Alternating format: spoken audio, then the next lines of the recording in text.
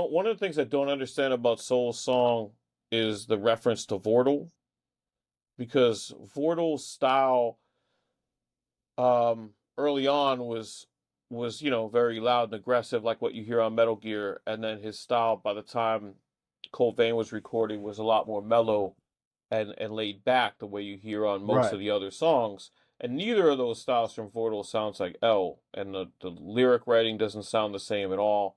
So it's it was interesting, but I remember not understanding it at the time. But I mean, Vortal was really there. Like that wasn't like a sound recording or something. Like he came in to the studio just to do the snake lies and trife or whatever line that he said, to say that it was bullshit that he stole his style or whatever. And like, I mean, they were down. So it was Yeah. strange.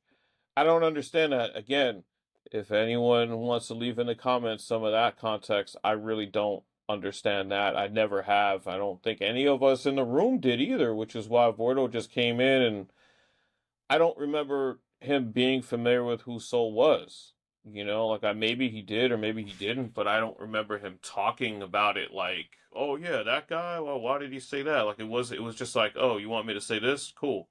And like, Yeah. it was a lot of it was weird, man, and I guess the only thing I could say is being there, like a lot of the weirdness of like why did this diss song happen in the first place was present in the moment. It wasn't like I'm not just like being hyperbolous, you know what I mean? Like Right. it was very much like, why are we all here again? Like this guy said what? You know what I mean? And that was the honest context at the time that I remember and perceived. And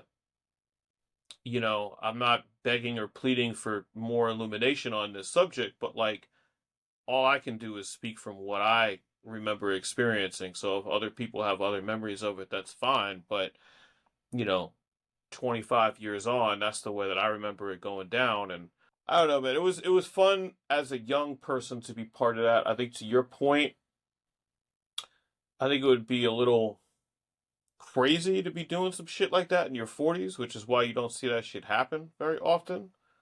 Um, but yeah, when you're 20 and 25 and less, like, that's your whole world is this shit. So No, why for not? sure, man. I mean, I can tell you. I mean, I'm not gonna do it now, but I can tell you stories of how much shit I got myself into because that competitive streak and that pride would come out, and I used to do the same. people Yeah. people would fight people. I fought people over this shit. So Yeah, man. No, I did stupid shit. I mean, when I was a kid, I remember I used to do mixtapes, and I remember when I was in my recording school, I remember putting my mixtape promo flyers over this other kid that did mixtape promo flyers, just for the fuck of it. Because I came from graffiti and hip hop, and I was like, fuck that. I'm the only guy that makes mixtapes around here, because I was DJing, you know? And we had a mutual friend, and he was like, yo, man, why are you doing that for? Because he wasn't of hip hop. You know what I mean? Like, he didn't understand.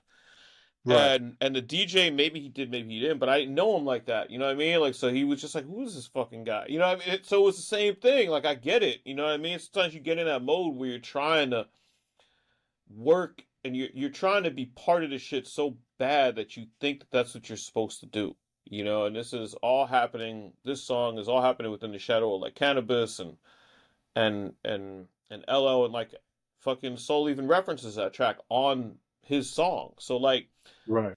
I think that's part of the mentality of what created this beef, quote unquote. But that's how I can see it now objectively 25 years later.